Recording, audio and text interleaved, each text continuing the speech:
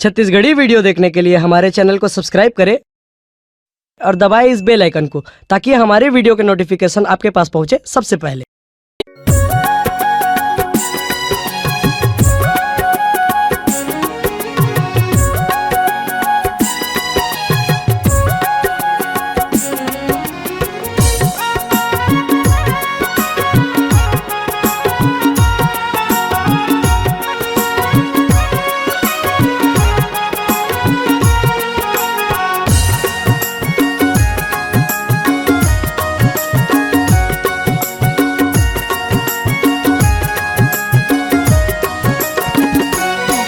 मोर दिल के रानी रे कैसे भुलाए मोल रे, हाय कैसे भुलाए मोल रे।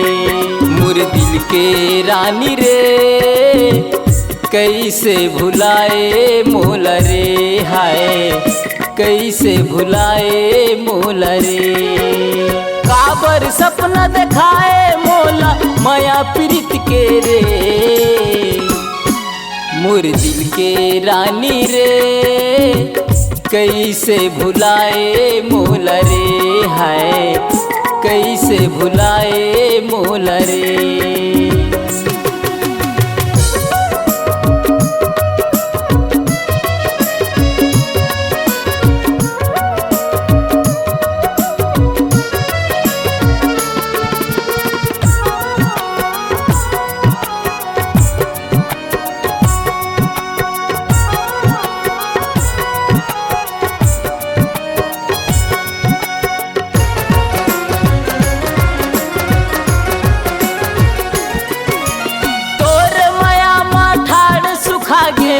बमरी कस लकड़ी वो बमरी कस लकड़ी, तब भोले त नहीं समझे ये रे पगली, ये रे पगली।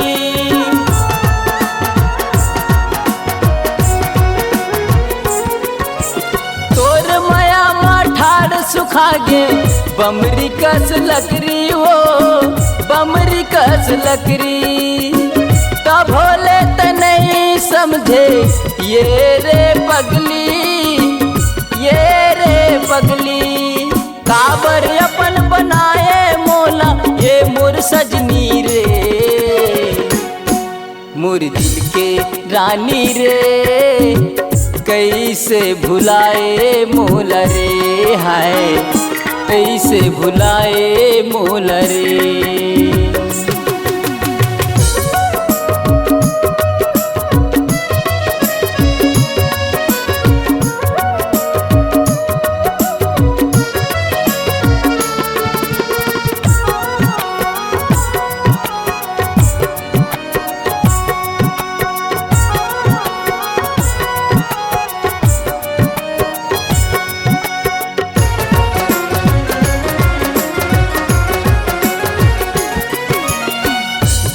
भर साथ निभाऊं कई के मोल कहे वो, कई के मोल कहे। तोला मैं समझत रहे अपन दीवानी वो, अपन दीवानी।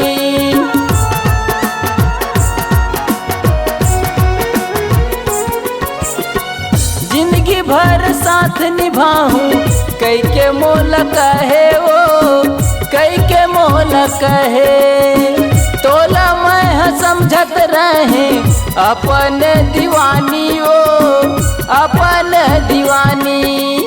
मोर नजर ले गिर गए तहाँ ए मनमोहनी रे।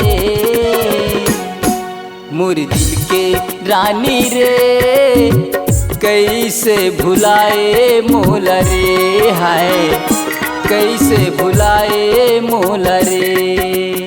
काबर सपना दिखाए मोला माया प्रीत के रे।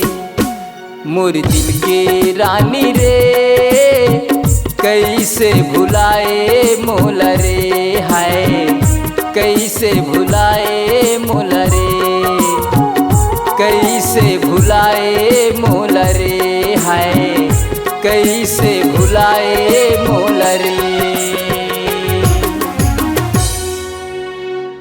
अगर आप अपनी आवाज को एक नया आयाम देना चाहते हैं तो चले आइए मल्टी ट्रैक डिजिटल रिकॉर्डिंग के लिए संपर्क करें HK म्यूजिक कंपनी, कोटा डबरी, चांपा, छत्तीसगढ़।